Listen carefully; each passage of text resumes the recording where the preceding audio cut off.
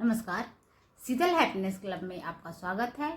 और आज जिस टॉपिक पे हम बात करेंगे वो बिल्कुल नया और बिल्कुल अनोखा है, जिसमें हम बात करेंगे कि अक्सर हमें जो चीज़ें दिखाई जाती है, चाहे वो सोशल मीडिया पे हो, चाहे वो न्यूज पे हो, जो चीज़ें हमें दिखाई जा रही है वो ज़रूरी नहीं है कि सही हो। अपना दिमाग ज़रूर लगाएं किसी भी चीज़ को देखने से पहले। उस पर मेरे किसी फ्रेंड ने मेरे व्हाट्सएप पे मैसेज किया था कि जी न्यूज पे दिखाया जा रहा है कि गाजियाबाद में लव जिहाद बहुत ज़्यादा हो रहा है। तो मैं उन सारे न्यूज देखने वालों से, उन सारे जो सोशल मीडिया के कंटेंट सारा दिन में 1-2-3 घंटा जो सोशल मीडिया के कंटेंट इस टाइप के देखते हैं, तो उनसे ये रिक्वेस्ट है कि अपना सेंस लगाएं। अपना तो ये नई सरकार का ये प्रोपेगेंडा है कि वो हिंदुत्व को प्रमोट करे, क्योंकि उनकी विचारधारा ही वही है। आप जिस विचारधारा से निकल के आते हैं, आपका इन्फ्लुएंस उस पर रहेगा ही रहेगा, चाहे आप लाख कोशिश कर लें। आप चाहे वो हिंदू मुस्लिम की बात हो, चाहे जो भी हो, तो जिसकी ये पॉलिसी ही है कि हम हिंदू हिंदू करके हम शासन करेंगे, तो वैसे देश में, वैसे समाज में कुछ भी पॉसिबल है। लव जिहाद के केस क्या पहले नहीं थे? तो क्या पहले इस तरह की चीज़ें न्यूज में क्यों नहीं आती थी?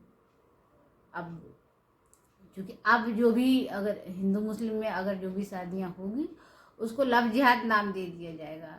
जिसमें एक जो केस आया था केरला का, उसमें फाइनल लड़की को सुप्रीम कोर्ट में जाके शरण लेना पड़ा था, और सुप्रीम कोर्ट ने ये ऑर्डर दिया था कि लोगों की मतलब शादी को लीगली ठहराया गया, क्योंकि उस पर, चूँकि वो लड़का उसका क्लासमेट था, लड़का और लड़की क्लासमेट थे और आपस में शादी की थी, फिर भी उस पर लव जिहाद के ठप्पा लग गया। और उसके कारण जो सोसाइटी थी, जो वहाँ की सोसाइटी थी, लड़की के फैमिली वालों को इतना ज़्यादा टॉर्चर कर रही थी कि लड़की को कोर्ट से शरण लेना पड़ा कि हाँ मुझे, मतलब मेरी हेल्प करो। तो लव जिहाद का ये मतलब है कि कहाँ तक सरकार घुस रही है। आर्टिकल, आपका जो आर्टिकल 19 है, जो ये कहता है कि आपको कुछ भी बोलने का, कुछ भी करने का राइट तब तक मिला हुआ है जब तक कि आप किसी दूसरे के स्वतंत्रता में आप बाधक न बनो। तो जब ये चीज़ें राइट मिला हुआ है तो फिर सरकार क्यों घुस रही है भाई? लव जिहाद अगर एक हिंदू मुस्लिम ने शादी कर लिया तो वो लव जिहाद हो गया, क्यों हो गया? मतलब ये सब चीज़ें अब इसलिए ज़्यादा निकल के आ रहे हैं क्योंकि सरकार उस विचारधारा वाली है।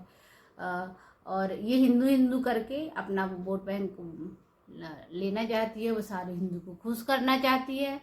वैसे में हमारा जो देश है, जो धर्मनिरपेक्ष है, ऐसे देश में हम अगर हिंदू हिंदू कर रहे हैं तो ये हमारे लिए शर्मनाक है। और जो लोग सत्ता में हैं उनकी तो बात ही किया, लेकिन जो यूथ पीढ़ी है, कल किसी ने स्टेटस लगाया था जिसमें वो दिखा रहे थे कि एक तो जो दिल्ली में भी हाल में एक घटना घटी है जिसमें एक लड़के ने लड़की को चाकू गोद दिया और इतनी बार गोदा कि उसकी डेथ हो गई। अब ये भी संयोग हो सकता है कि संयोग हो सकता है या संयोग है कि वो लड़का है जो मुस्लिम है, तो इसको भी हिंदू मुस्लिम से जोड़ दिया गया। मान लो इस तरह की जो भी दूसरी घटनाएं हैं, जो एसिड अटैक जैसी घटनाएं, वो कितनी से पहले हो चुकी है, हो रही है, तो उस पर तो कोई बात ही नहीं करता। और एक तो है कि इससे खुद को बचाइए। आपनी को इस तरह की विचारधारा को फैलाने के लिए उनको कोई सैलरी दे रहा है तो वो कर रहे हैं, देन फाइन।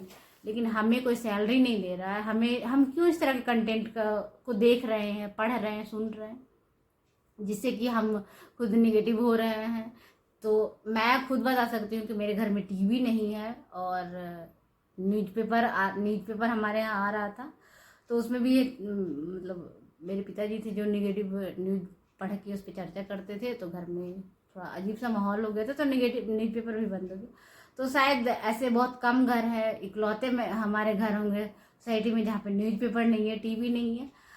जिसको देखना है वाईफाई है, यूट्यूब चैनल है, सब अपने पसंद के हिसाब से देखेगा।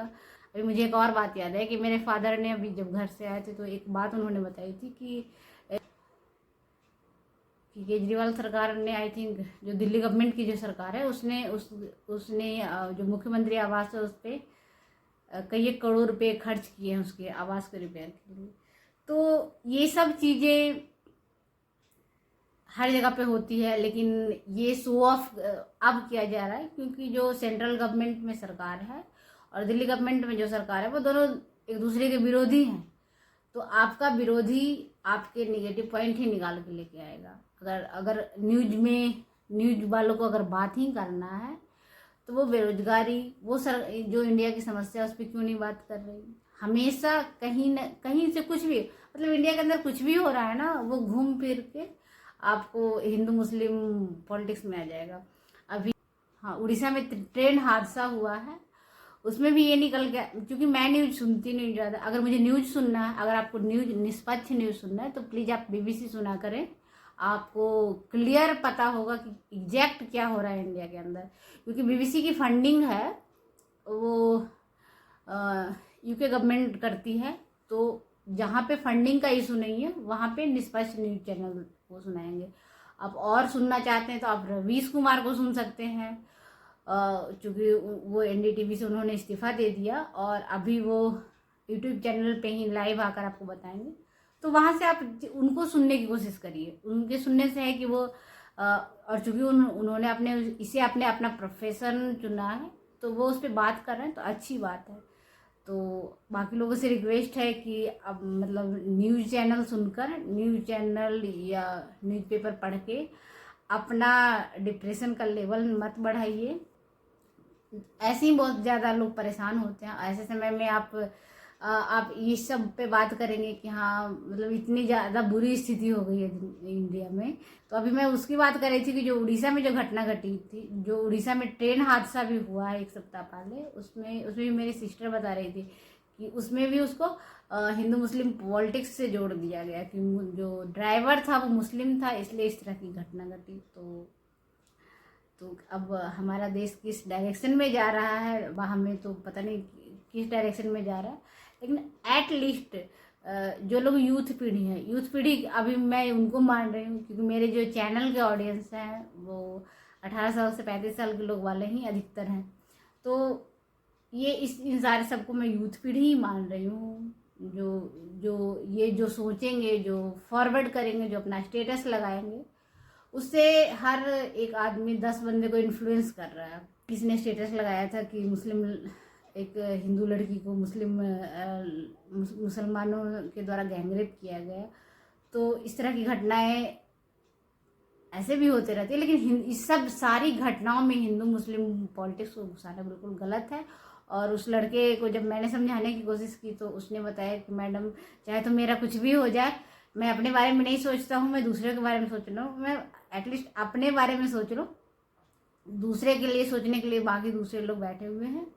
सो प्लीज़ उन सारे लोगों से रिक्वेस्ट है कि जो मैं हमेशा कहती हूँ, अच्छा देखें, अच्छा सोचें, अच्छा बोलें, और तभी आपके लाइफ में हर चीज़ अच्छा होगा। तो आप अगर न्यूज़ चैनल आपको ख़राब न्यूज़ परोस रहा है तो आप उसे देखना बंद करें। उसकी जगह पे आप अच्छी किताबें पढ़ सकते हैं।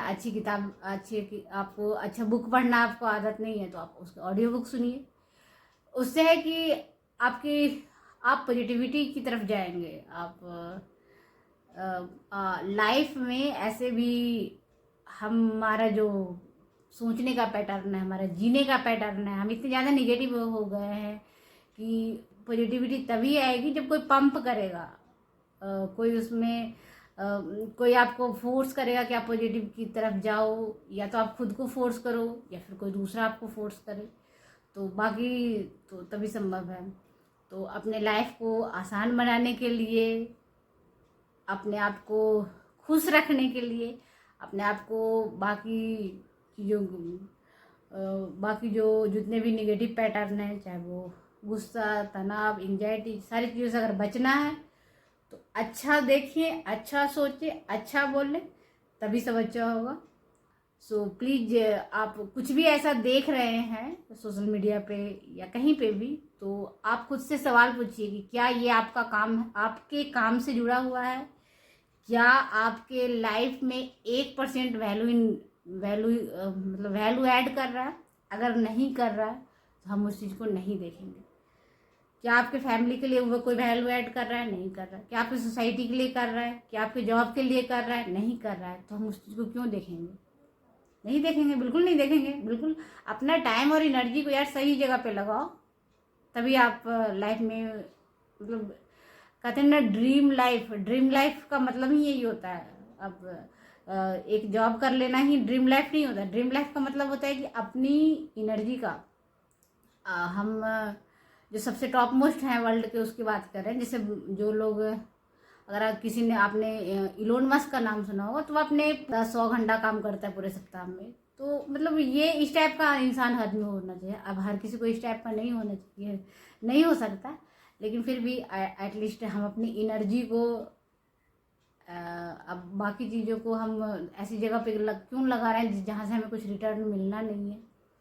हाँ, यदि आप अगर जैसे मेरा अगर ये मेरे एम ही यही हो कि मुझे पॉलिटिक्स में जाना है, तो फिर तो आपको हर चीज़ देख करना ही है। आप अगर पॉलिटिक्स में जा रहे हैं, कहीं का एमएलए का इलेक्शन आपको लड़ना है, तो आप घुसिए। लेकिन अगर उसमें नहीं जाना है, आपको वो दूर दूर तक उससे कोई नाता नहीं है, तो इन पे प्लीज़ इनसे दूर रहें, और तभी आपकी भलाई है, सबकी भलाई है। अच्छा सोचकर ही हम अपने देश का, समाज का और अपना सबका कल्याण कर सकते हैं। सो अच्छा देखें, अच्छा सोचें, अच्छा बोलें, तभी सब अच्छा होगा। So thank you so much.